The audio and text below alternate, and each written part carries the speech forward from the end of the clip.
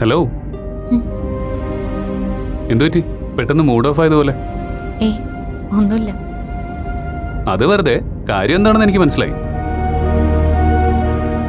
എന്റെ കൂടെ ഉണ്ടെന്ന് ഇയാളുടെ അച്ഛൻ അറിഞ്ഞതിന്റെ ടെൻഷനല്ലേ? വീട്ടിൽ ചെല്ലുമ്പോ ഇനി അതിന്റെ പേരിൽ ചോദ്യം ചെയ്യൽ വല്ലതും ഉണ്ടാവൂന്ന് അല്ലേ? ഡോക്ടർ പറഞ്ഞതില് അച്ഛൻ കൺവിൻസ്ഡ് ആണ്. എന്നാലും ഞാനായിട്ട് അച്ഛനോടും അമ്മയോടോ വിളിച്ചു പറയാത്തതില് ഒരു പരിഭവം കാണുമായിരിക്കും. കുഴപ്പാവോ? ഡോക്ടർ പേടിക്കണ്ട. അഥവാ വഴക്ക് പറഞ്ഞാലും എന്നല്ലേ പറയൂ. ആ ഉറപ്പ് പോരെ?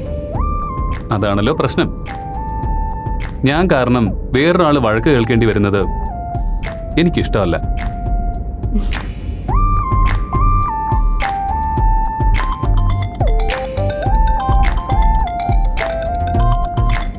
തന്റെ ഫ്രണ്ടാണല്ലോ അപ്പു.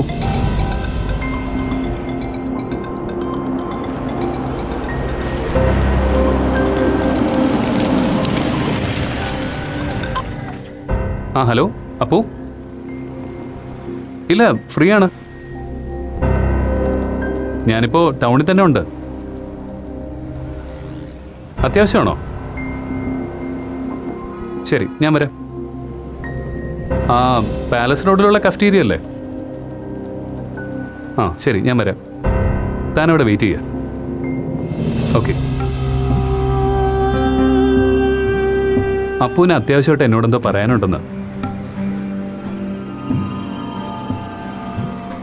നമുക്ക് അപ്പൂനെ കണ്ടിട്ട് പോയാൽ പോരെ? ഒരു 10 മിനിറ്റ്. ലേറ്റ് ആവില്ല? മതി. പക്ഷേ ഞാൻ കാറിൽ തന്നെ വെയിറ്റ് ചെയ്തോളാം. ഡോക്ടർ പോയി സംസാരിച്ചിട്ട് വന്നാൽ മതി. എന്താ, തനിക്ക് അപ്പൂനെ കാണണ്ടേ? കാണുന്നുണ്ട്. പക്ഷേ എന്തോ സീരിയസ് ആയിട്ടുള്ള മാറ്റർ പറയാനാവുമല്ലോ. അവള് ഡോക്ടറെ അത്യാവശ്യമായിട്ട് കാണണമെന്ന് പറഞ്ഞത്. ഞാൻ കൂടെ ഉണ്ടെങ്കിൽ ചിലപ്പോൾ അപ്പൂനത് ബുദ്ധിമുട്ടാവുമെങ്കിലോ. അതാ ഞാൻ കാറിൽ വെയിറ്റ് ചെയ്തോളാം എന്ന് പറഞ്ഞത്. ശരി, തന്റെ ഇഷ്ടം.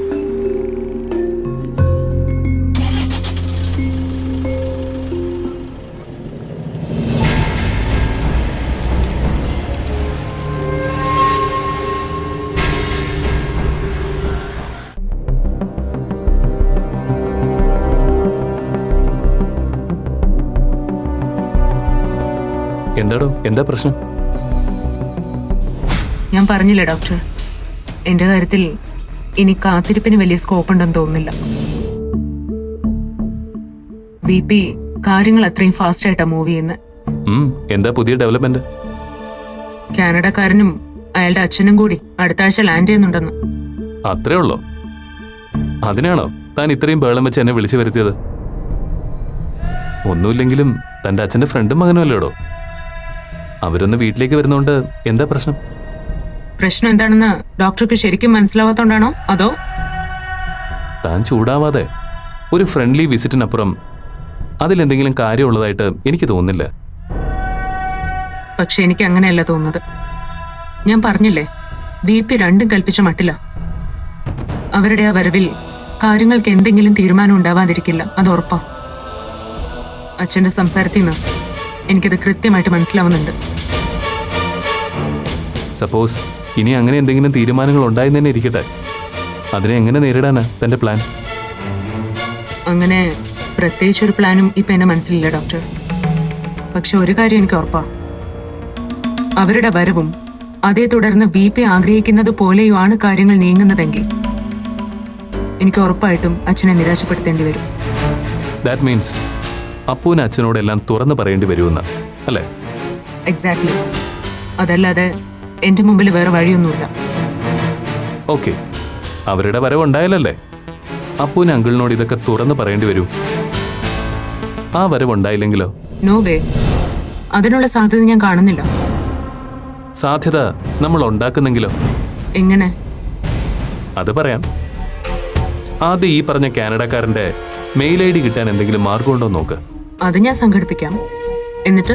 എന്നിട്ട് തന്റെ മനസ്സ് വ്യക്തമാക്കിക്കൊണ്ട് അപ്പോൾ അയാൾക്ക് വളരെ ഡീറ്റെയിൽഡ് ആയിട്ടൊരു മെയിൽ അയക്കുക. അത് വായിക്കുന്നതോടെ അയാൾ ഈ പ്രപ്പോസലിൽ നിന്ന് പിന്മാറുമെന്നാ എനിക്ക് തോന്നുന്നത്. എന്തു തോന്നുന്നു? ഐഡിയ കൊള്ളാം.